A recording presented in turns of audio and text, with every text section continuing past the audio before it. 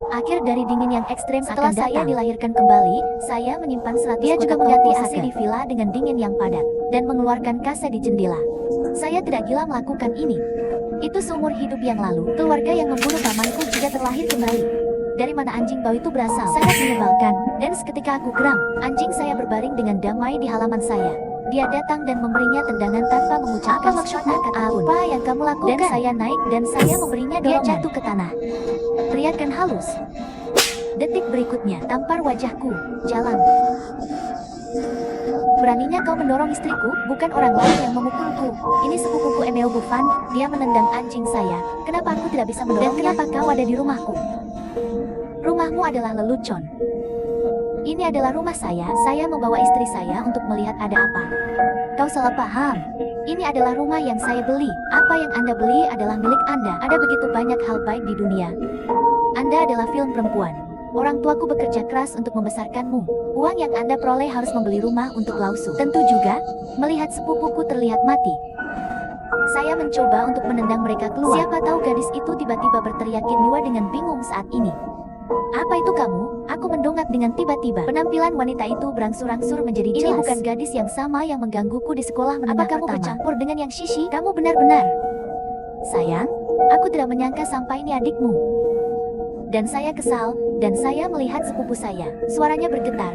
Aku ingat aku sudah memberitahumu. Orang ini dulu menggangguku. Tapi yang Shishi belum berbicara. Kakak Tang berkata dengan acuh tak acuh. Apa salahnya merundungmu? Bagaimana cara menggertak? Anda tidak menggertak orang lain karena Anda pantas dipukuli. Anda layak mendapatkannya. Detik berikutnya, saudara Tang segera mengubah wajahnya. Bayimu tidak peduli dengan jalan ini. Anjing itulah yang membuatmu takut, bukan? Suami membunuhnya dan menebusmu. Dengarkan kalimat ini, tragedi kacang di kehidupan sebelumnya muncul kembali di pikiranku. Tapi kali ini, aku tidak akan membiarkan mereka menggangguku lagi. Kacang menginginkannya. Jalan jaga anjingmu. Keduanya digigit dan berteriak, melarikan diri seperti dua anjing yang berduka. Setelah beberapa saat, dia melarikan diri lama setelah villa saya. Bos yang mengantarkan Tohoku Sake juga datang. Tidak peduli seberapa banyak Anda suka makan. Anda tidak bisa membelinya. Jika Anda tidak bisa, saya memberikan alasan acak. Biarkan bos menurunkan barang dan pergi dengan cepat. Saya berencana untuk beristirahat malam di villa. Tiba-tiba saya menangkap jejak udara sejuk dan harus tertegun sejenak. Aku bergegas keluar pintu. Cukup yakin, langit hanya lebih dari 30 derajat Celcius. Tiba-tiba ada kepingan salju. Itu rusak? Mengapa akhir hari lebih awal? Saat itu, ada suara mesin tidak jauh dari sana. Mobil paman datang. Rusak-rusak. Sekarang rencanaku benar-benar kacau. Aku baru saja akan menyelinap pergi. Mobil pamanku sudah terparkir di depanku. Oke, kamu jalan kecil. Beraninya kau membiarkan anjing itu putra dan menantu. Saya sudah lama melihat anjing Anda yang rusak tidak menyenangkan mata. Rebus itu. Buatkan kami hotpot daging anjing untuk menghangatkan. Apakah Anda makan hotpot kotoran anjing? Anjing saya punya banyak. Hei, bibimu baru saja datang untuk memberiku pelajaran. Saya dihentikan oleh paman saya. Saya melihat paman saya tersenyum baik. Tanyakan yurisdiksi langsung. Berapa banyak persediaan yang disimpan di rumah? Aku berpura-pura waspada dan menatap mereka. Kenapa kau menanyakan ini? Cukup untuk penggunaan sehari-hari. Aku belum selesai. Keluarga paman berdesakan di cuci kotak kardus saat Anda melihatnya penuh di tanah. Tapi ketika mereka bergegas, saat Anda mengeluarkan isinya dan melihat semuanya terkulai. Ayo. Apa itu? Tohoku Osaka? Permen itu enak. Kamu bisa makan apapun yang kamu mau. Hal ini sudah cukup. Wajah paman berangsur-angsur menjadi bingung. Dia membuka lebih dari selusin kotak ketika saya melihat bahwa itu semua Tohoku Osaka. Aku tidak bisa menahannya lagi. Anda gadis sialan akan mengabaikannya. Apa yang kamu lakukan dengan es loli ini? Kau sudah gila? Hei, paman. Jangan khawatir, meskipun itu semua es loli, tapi dia punya kegunaan lain selain makan. Dan aku naik, ambil Tohoku Osaka yang keras dan beku. Dikatakan kepada paman. Digunakan untuk apa? Paman datang mendekat. Anda bisa melihat bunga-bunga di Tohoku Osaka. Saya tidak melihat ada gunanya. Itu bisa digunakan sebagai senjata. Saya melemparkan es krim ke wajah paman saya.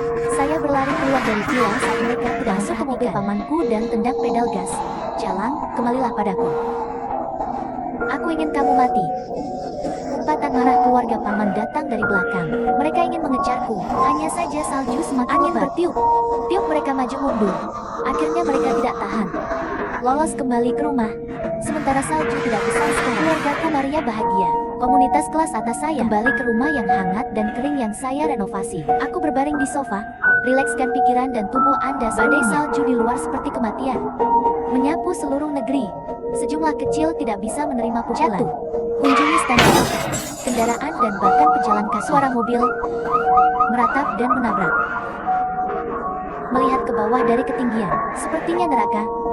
Tapi kemudian saya mendapat telepon dari sepupu saya. Qin Yuan, beraninya kamu memukul ayahmu? Baru saja mengangkat telepon, saya mendengar teriakan dan omelan dari sana. Aku mengesampingkan ponselku. Aku mengangkat telepon lagi setelah dia lelah memarahi. Kali ini paman yang berbicara. Ikan, katakan yang sebenarnya pada pamanmu. Anda baru saja menyimpan Tohoku Osaka ini. Nada bicara paman penuh harapan. Dalam perjuangan terakhir, tentu saja tidak. Anda pergi ke ruang bawah tanah. Paman mendengar saya mengatakan ini. Api berjalan menuju basement. Kemudian dia melihat Tohoku Osaka di ruang bawah tanah. Seluruh orang hancur. Bukankah ini masih Tohoku Osaka? Ini berbeda, yang ada di ruang tamu berbau seperti blueberry. Di ruang bawah tanah adalah rasa asli. Jika Anda bosan makan, ubah rasanya. Jangan perlakukan dirimu dengan jadi. Saya menutup telepon. Sambil tersenyum, dia mengubah kacang menjadi semangkuk. Mumpung masih ada listrik, saya membuat sendiri panci panas yang mengepul.